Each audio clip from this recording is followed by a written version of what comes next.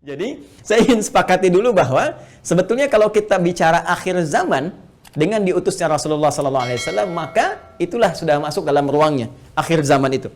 Ya, cuma kita belum katakan berakhirnya zaman, kita baru katakan akhir zaman. Ya, artinya apa?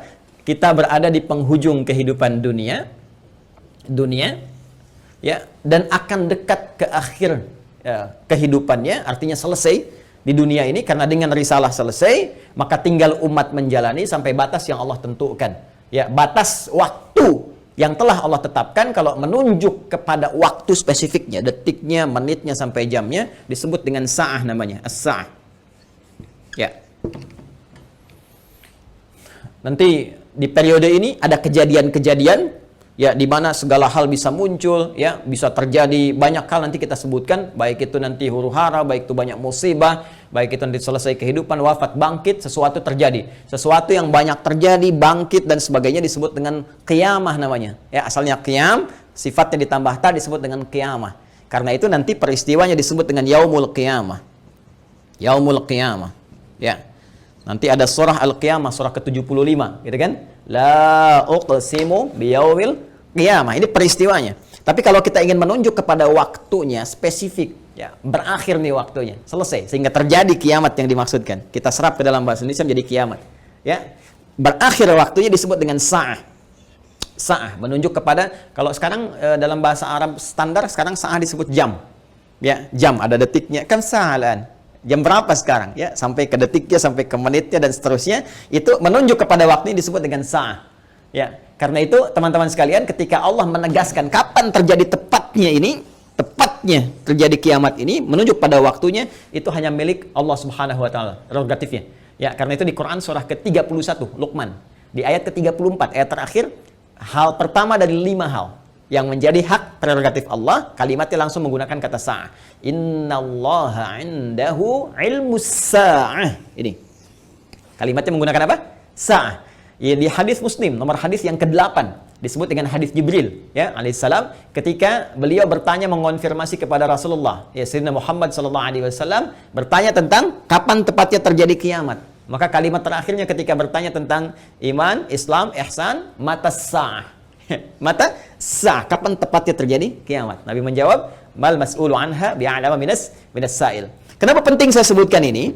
Nah, ada langsung firman Allah dalam Al-Quran, pembukaan satu surah, di surah ke-54 Al-Qamar. Ya, Al-Qamar. Dalam pandangan Allah, Allah menyebutkan bahwa ketika Rasulullah diutus sebagai Rasul di akhir zaman, artinya zaman ini terakhir dalam kehidupan, nggak ada nanti umat yang baru lagi, nggak ada Rasul diutus lagi dan sebagainya. Itu sudah Allah mendeklarasikan satu pembuka kalimat dalam firman yang sangat singkat tapi tajam sekali. Iqtarabatis sa'ah. Iqtarabatis sa'atu wansyaqqal qamar. Quran surah ke-54 ayat yang pertama. Jadi Allah sudah menyampaikan sejak Nabi SAW diutus kurang lebih 15 abad yang lalu, kan? Allah menyampaikan iqtarabatis sa'ah. Ya, masa itu sudah dekat. Ya, jadi sejak diutusnya Nabi, Allah sudah mendeklarasikan, sudah menyampaikan, ya, menginformasikan pada seluruh hambanya bahwa ini kejadian ini sudah dekat. Ya, dengan diutusnya Rasulullah, bahwa zamannya akan berakhir. Cuma dekatnya dalam konteks firman Allah dengan pandangan kita tentu sangat berbeda. Ya, karena dimensinya tidak serupa, sifat-sifatnya jauh berbeda, kan? Maka demikian pula memahami firman Allah tidak menggunakan pendekatan akal manusia. Jangan kita katakan dekat dengan ukuran kita, tidak. Lihat ukuran Allah. Ya, di mana ukuran Allah? Lihat surah Al-Ma'arij misalnya, ayat yang ke-6. Innahum yarawnahu ba'ida wa narahu qariba.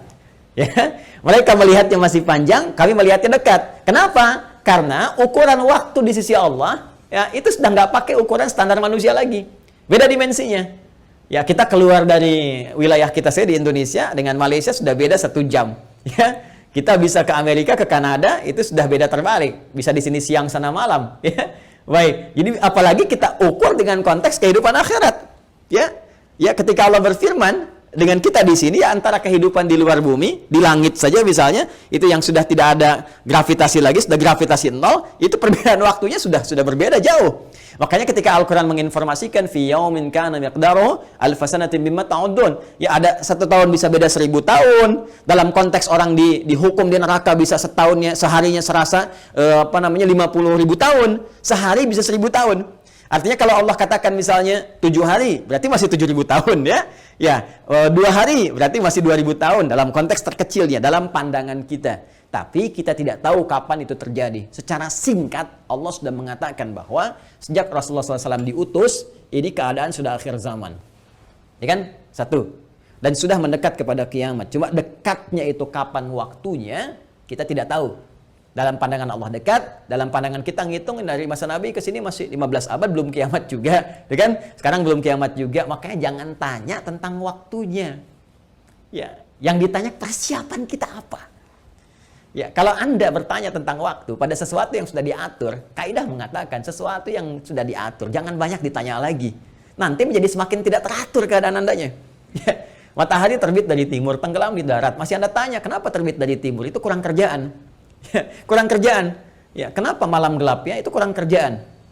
Jelas ya? Kenapa? Karena sudah kita mengerti, itu ma'lumun bid-darurah, sudah dipahami, sudah dimengerti. Naluri kita sudah bisa membaca, akal kita sudah mengetahuinya, ditanamkan dalam diri kita. Karena itu, sesuatu yang sudah Allah atur, jangan ikut-ikut mengatur lagi.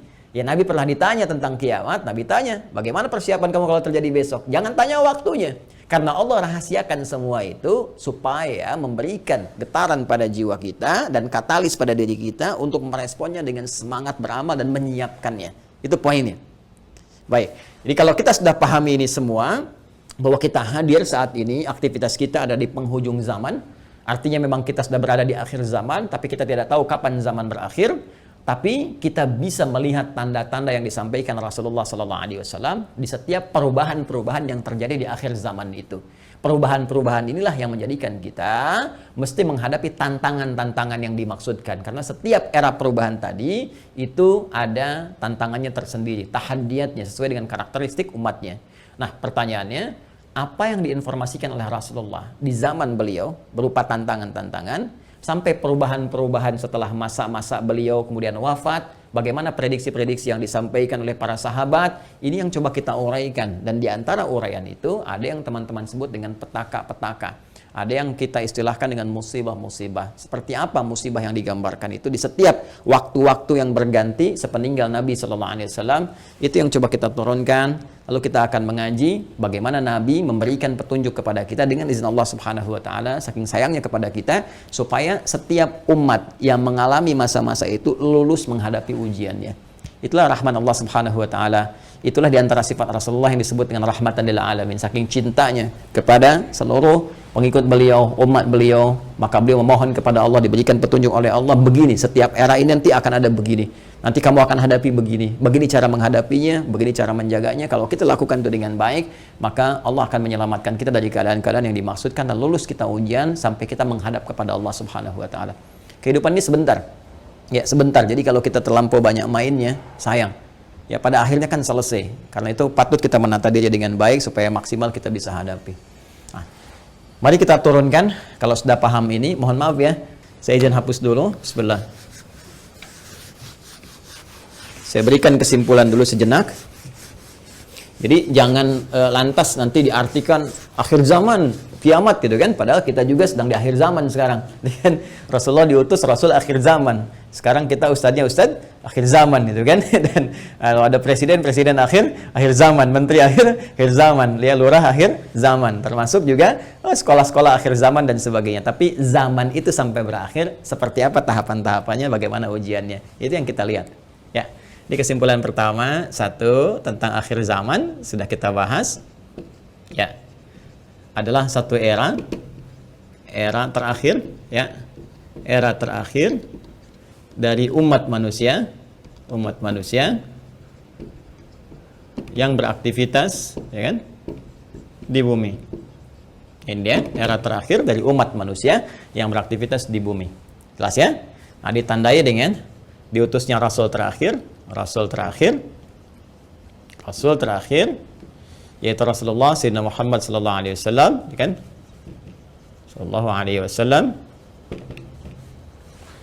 Kemudian karena siap Rasul itu membawa petunjuk, juga diberikan petunjuk berupa hudan terakhir.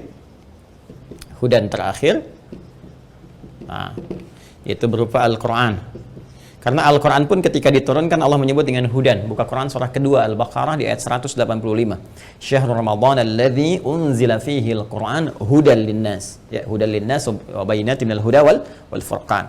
Baik, sekarang dari sejak diutusnya Rasulullah sudah masuk akhir zaman, bagaimana perjalanan? Nah, kalau kita turunkan dari sini di masa Rasulullah SAW, Rasul ya SAW sampai dengan kita sekarang, ya. Sampai kita sekarang di masa kini kurang lebih ada sekitar 15 abad. Nah, sekarang kita akan bicara tentang bagaimana Rasulullah SAW menyampaikan tentang berita-berita nubuat. Nubuat itu tentang berita besar yang terjadi dibawa oleh utusan. Ya, orang menyampaikan nubuat disebut dengan nabi, pembawa berita besar. Beritanya disebut dengan naba, karena itu ada surah An-Naba. Ya, amma yatasaalun 'anin naba'il 'azim, ya. Nah, ini nanti ada nubuat-nubuat beliau yang disampaikan kepada para sahabatnya, terlacak sampai dengan ke kita tentang peristiwa-peristiwa yang terjadi di masa-masa sampai mendekat kepada waktunya berakhir, as-sa'ah, ya, as-sa'ah. Ya. Ini karena akhir di sini akhirnya selesai gitu, nggak bisa ditulis lagi, dan karena kita di sini ya dekat ya, tapi kan nggak tahu masanya kapan. Jadi kurang lebih ginilah ya, supaya agak ngeles sedikit bahwa papan tulisnya udah nggak cukup. Jadi gini ya, teman-teman sekalian, saya turunkan ke sini. Baik, sekarang saya beri contoh begini misalnya. Ya, ini hadis yang populer saja, saya langsung ambil dari hadis riwayat Muslim. Hadis riwayat Imam Muslim. Ya, nomor hadis yang ke-8. Nanti ada bab tentang iman, Islam dan ihsan. Ya, dikenal juga dengan hadis Jibril dan banyak dikutip oleh para ulama, termasuk juga Al-Imam An-Nawawi dalam Al-Arba'in. Dari 42 hadis beliau mengutip ini, teman-teman sekalian, di hadis yang kedua setelah innamal a'malu binniyat, masuk hadis ini. Ya, an Abi Hafs Umar bin Khattab radhiyallahu ta'ala anhu, qala bainama nahnu julusun 'inda Rasulillah sallallahu alaihi wasallam, ittala 'alaina rajulun shadidu bayadit thiyabi, shadidus sawadis sa'ari, la yura 'alaihi atharus safari. Nah, kemudian setelah itu dia datang kepada Nabi sallallahu alaihi wasallam, fajalasa ila Nabi sallallahu alaihi wasallam, fasnada rukbatayhi wa wada'a kaffayhi ala fakhidhihi, faqala ya Muhammadun akhbirni 'anil Islam, dijawab oleh Nabi, akhbirni 'anil iman, dijawab oleh Nabi, akhbirni 'anil ihsan, dijawab oleh Nabi, terakhir kemudian mata sa'ah. Ya, bertanya tentang tanda-tanda as-sa'ah. Kapan ini ya terjadi tepatnya kiamat? Nabi menjawab, mal mas'ulu anha bi'alami min as-sa'il. Ya, tidaklah yang ditanya lebih tahu daripada siapa yang bertanya. Ya, tidaklah yang ditanya lebih tahu daripada yang bertanya. Jadi yang ditanya Rasulullah SAW, ini kan Jibril, dekat dengan Allah. Allah Subhanahu Wa Taala berikan wahyu lewat Jibril sampaikan kepada Rasulullah. Tentunya, ya malaikat Jibril lebih tahu dibandingkan dengan saya. Ya, ini juga pertanda ada dua hal. Pertama, pertanda ujian yang disampaikan malaikat kepada Nabi Muhammad supaya tidak mengarang sesuatu di luar apa yang Allah wahyukan kepadanya. Dan ini membenarkan risalah Nabi Muhammad SAW. Yang kedua juga salah satu pertanda bagaimana ta'zimnya, ya, kagumnya malaikat Jibril pada Nabi Muhammad karena merasa Rasulullah lebih dekat dengan Allah Subhanahu Wa Taala. Bagaimana dipuji dalam Al-Quran, wa innaka la'ala khuluqin azim, dijamin surga sebelum wafatnya, inna a'tainakal kautsar. Ya, tentu ada pertanyaan dari malaikat, nih hamba luar biasa disayang Allah, dan hamba manusia yang sudah pada tingkat tersayang dari Allah itu melebihi malaikat. Karena itu ketika Adam alaihissalam ya diuji oleh Allah, diminta, ditanya ini apa, ya, Al-Baqarah di ayat yang ke-31 itu, wa 'allama Adam al-asma'a kullaha, dan seterusnya sampai ayat 33, maka malaikat kan diminta sujud hormat. Di ayat 34-nya, wa idz qulna lil malaikati isjudu li Adam fasajadu, kan? Maka mereka diminta sujud hormat kepada Adam alaihissalam. Apalagi Nabi Muhammad sallallahu alaihi wasallam dengan segala puncak ketakwaan dan kedekatannya kepada Allah, maka mengkonfirmasi malaikat karena melihat bagaimana kedekatan Rasulullah dengan Allah Subhanahu wa taala. Tapi tetap Nabi dengan tawadhu mengatakan, mal mas'ulu anha bi'alam minas sa'il. Ya, kemudian bertanya an amaratiha, maka akhbirni, ya, an amaratiha, maka sampaikan kepadaku. Ya, informasikan maksudnya kepada malaikat Jibril ini supaya didengar oleh sahabat-sahabat yang lain dan disampaikan kemudian kepada generasi setelahnya sampai dengan ke kita. Ya, apa tanda-tandanya? Nah, ini tanda-tanda umum, teman-teman sekalian, yang mencakup kehidupan secara umum, baik itu dialami oleh ahli Quran ataupun bukan ahli Al-Quran. Jadi, ada masa-masa kehidupan dari sejak zaman Rasulullah nanti terus yang akan mendekat kepada as-sa'ah, berakhirnya kehidupan. Apa diantaranya? Ini banyak hadisnya ya. Ini saya baru ambil salah satu gitu kan. Salah satu. Maka dikatakan misalnya antali dalam turabbataha. Bagaimana seorang pembantu melahirkan tuannya. Ya, di sini para ulama ada yang memahami sesuatu dunia menjadi terbalik.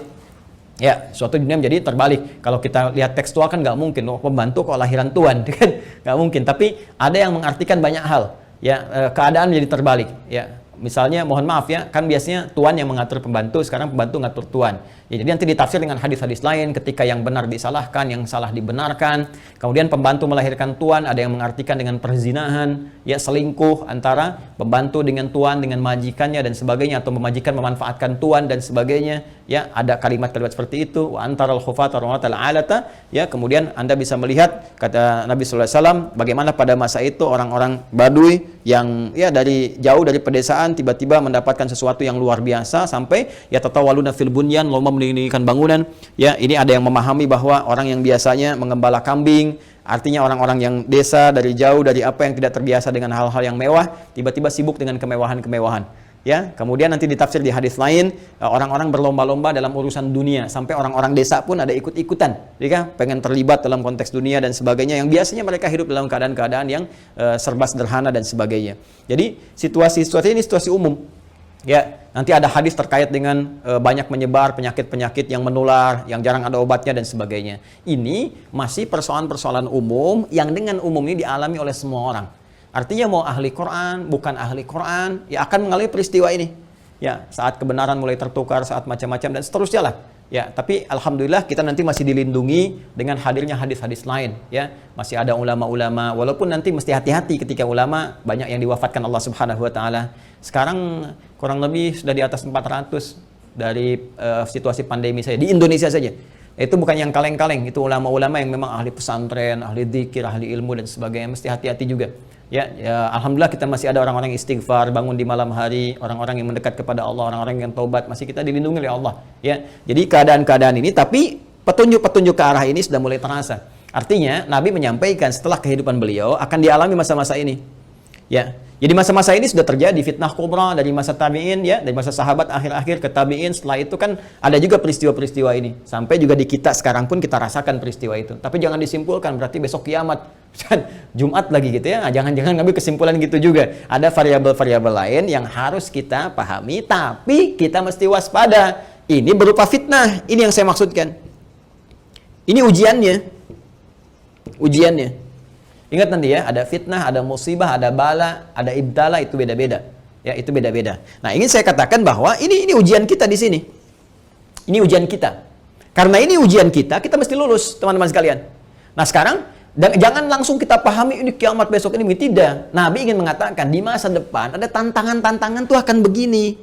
Dan ini kalau tantangan-tantangan ini nggak bisa dihadapi, sudah ini akan menjadi variabel yang mempercepat terjadinya kiamat. Artinya cepat menuju ke arah ini. Ya. Kalau orang udah nggak bisa dikendalikan, nggak ada orang jujur semua, orang semua berperilaku maksiat, orang semua berperilaku fahsya, mungkar dan sebagainya, ini mempercepat. Tapi kalau kita bisa lulus ujian-ujian ini, minimal rahmat Allah kita dapatkan.